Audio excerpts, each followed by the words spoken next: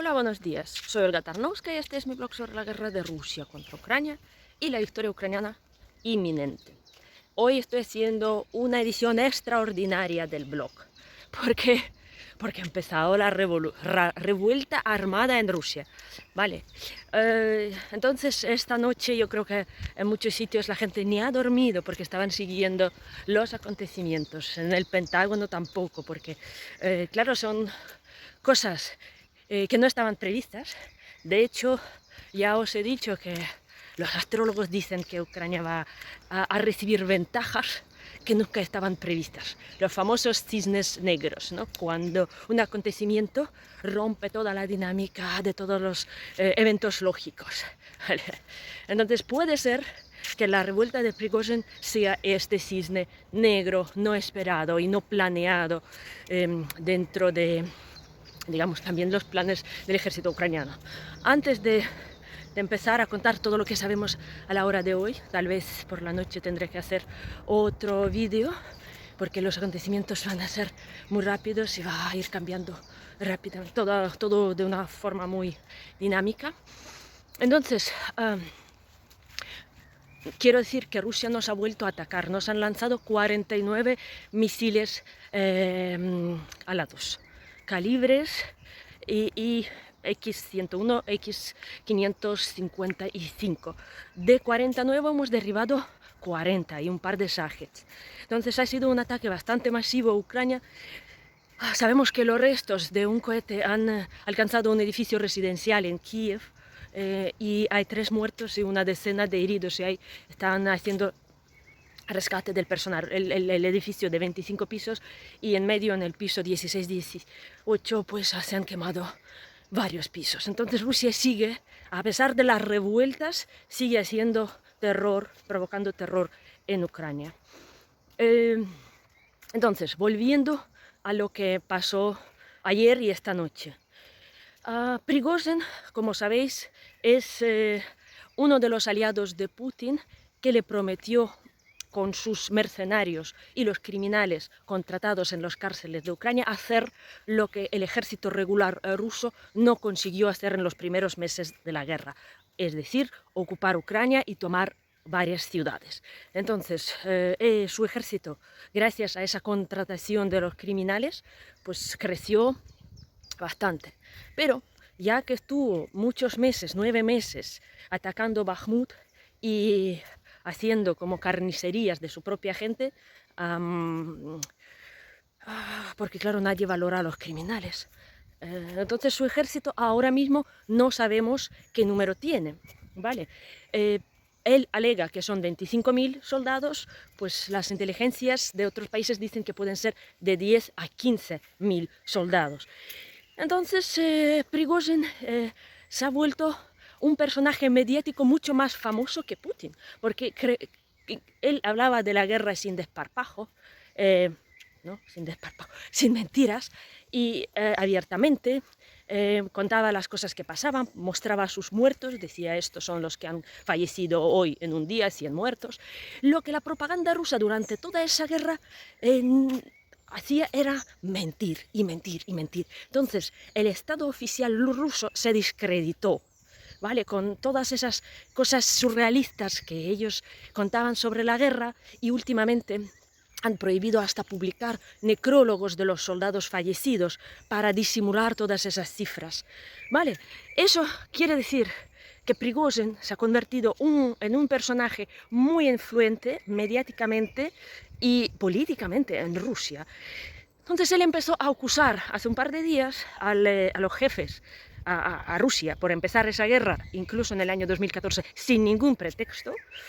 Acusó a Rusia de robar Donbass y que esa guerra, digamos, a gran escala, fue provocada por los generales rusos que mal informaron a Putin porque querían recibir las estrellas de mariscal o almirante del ejército y querían gloria. Vale, es una pequeña mentira porque en realidad fue Putin quien quería esa gloria, pero el hecho de que le malinformaran no solo estos dos, sino todos los servicios secretos que han dicho que Ucrania no aguantaría ni 3 días y que le esperaríamos con los brazos abiertos. Vale, entonces Prigozhin, incluso diciendo la verdad, intenta blanquear a Putin. O sea, él le lanza un mensaje: yo soy tu hombre. Y él pide que se encarcele a los comandantes, al ministro de Defensa, Shoigu, y al comandante Gerasimov del ejército ruso. Vale, cuando él saca ese mensaje, enseguida sus carteles son bombardeados, sus campamentos, en Rusia incluso, y Prigozhin clama venganza. Él ha dicho que esto fue un bombardeo del ejército ruso y va a responder pues consecutivamente a todo esto. Vale, entonces, ¿qué tenemos? Prigozhin saca sus tropas de Ucrania, le permiten entrar a la región de Rostov, no sé si le permiten oficialmente, porque claro, mandar más tropas a crear una guerra de Prigozhin contra el ejército ruso en Ucrania es mucho más fantástico, es como una cosa súper surrealista. Entonces dicen que le dejaron entrar, pero yo creo que, claro, cuando hay 15.000 hombres armados, con todo, hasta tiene su artillería, tiene sus tanques, carros de combate, tiene de todo. Cuando entra una columna así, Rusia simplemente no tenía fuerza para detener aquello. Empezaron a llamar a los policías de varias ciudades de Rostov, a Rosguardia, que también es una cosa interna, tropas internas. Pues muchos simplemente huían y no mostraban ninguna, no hacían ninguna resistencia al ejército de Prigozhin, con lo cual en esa noche cayó Rostov. Rostov es una base militar, o sea, Prigozhin tomó la sede, el comando del ejército ruso en Rostov. Y Rostov tiene muchas municiones, tanques y un montón de maquinaria que Prigozhin puede utilizar, puede armarse y utilizar eventualmente en sus ataques. Estamos pasando por la casa de Tornado. Tuve que girar para no... Por cierto, Tornado está internado, no lo han devuelto. Han dicho que no mejora mucho, pero allí por lo menos tiene un cuidado. Vale, es para los que conocen a Tornado, que es el caballo del bosque, que es muy viejito. Estaba enfermo. Vale, entonces enseguida en Rusia empieza el pánico, ¿vale? Porque Prigozhin tiene sus tropas en el frente, pero Prigozhin también tiene el centro de reclutamiento en San Petersburgo y puede tener gente en Moscú y en otros sitios. Entonces Moscú anuncia el estado de emergencia antiterrorista. Entonces se bloquean los accesos, se cierran los puntos de control, todos los establecimientos militares y estatales reciben un refuerzo de seguridad extraordinario, se bloquean la información.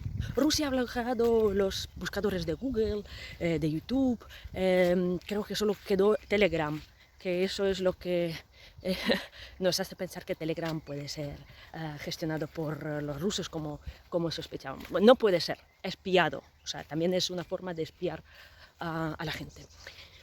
Entonces, esto es lo que está pasando, un pánico. Putin ha convocado pues, la reunión y esta mañana hemos escuchado su mensaje. Por cierto, Prigozhin dice que todos los militares que no le hagan ninguna resistencia, que se rindan y que se pasen de su lado. Y de hecho dicen que hay centenas de reclutas y de militares rusos que realmente pasan al lado de Prigozhin, ¿vale? Se rinden o lo que sea, porque realmente ahora mismo es una de las unidades más potentes, mejor armadas y mejor entrenadas del ejército ruso. Vale, entonces él está ahora controlando a Rostov, Voronezh, son dos centros regionales rusos. Dice que no puede ir a Moscú porque los accesos han bloqueado las carreteras con transportes, hay un caos ahí. Pero también dice que se puede mover hacia Krasnodar. Por cierto, toda esta zona antiguamente era Ucrania. Simplemente os digo que todas esas regiones colindantes fueron las regiones que nos quitó Rusia hace más de 100 años. Bien, entonces, Putin ha salido hoy en la tele, ahora mismo, diciendo que es una traición y que el que ha convocado esta traición está fuera de la ley. y lo van a, como dice, pues están dadas todas las órdenes para eliminarlo. Entonces Prigozhin está fuera de la ley. Ya lo han intentado bombardear, pero también, por ejemplo, mandaron a un par de helicópteros contra sus columnas militares. Uno lo derribaron y otro se negó a cumplir la orden. Entonces no sabemos cómo va a reaccionar la sociedad rusa ante ese tipo de revuelta, porque realmente es algo muy extraordinario, algo que no esperábamos que se suceda de esta forma. Y probablemente va a ser un fin de semana muy interesante, no os lo perdáis. Vale, de momento los medios occidentales no se pronuncian, están intentando sacar toda la información que hay, porque claro, la situación cambia cada 2 por 3. Y no sabemos dónde está Putin, el Putin de verdad, porque si os acordáis cuando cuando se disolvió la Unión Soviética y hubo un complot contra Gorbachev, estaba en Crimea, en Foros. Entonces el que esté uno saliendo en la tele, que no sabemos si es el Putin o su doble, porque el día 22, por cierto, no lo conté, el día 22, que era el inicio de la Segunda Guerra Mundial en la Unión Soviética, una fecha oficial, Putin en paralelo estuvo en una reunión y estuvo poniendo flores en un monumento y visitando museo. O sea, al mismo tiempo. O sea, ya oficialmente hay 2 Putins, puede haber 3 o 4, yo no sé. Vale, entonces creo que... por supuesto, eso nos da una ventaja terrible, aunque ya he dicho, Rusia no deja de bombardearnos, no deja de hacernos daño, pero si las tropas rusas saben lo que está pasando, las órdenes que les pueden venir pueden ser muy confusas, no saben si su general en un momento va a dejar de serlo, esto nos da muchísima ventaja. De hecho, los medios rusos llaman a Prigozhin de traidor porque dicen que colabora con la inteligencia ucraniana y el ejército ucraniano, porque nada más salir sus tropas de Bakhmut y las regiones, claro, el ejército ucraniano aprovechó para entrar en aquella zona. Claro, nosotros aprovechamos eso como una ventaja militar. ¿Por qué?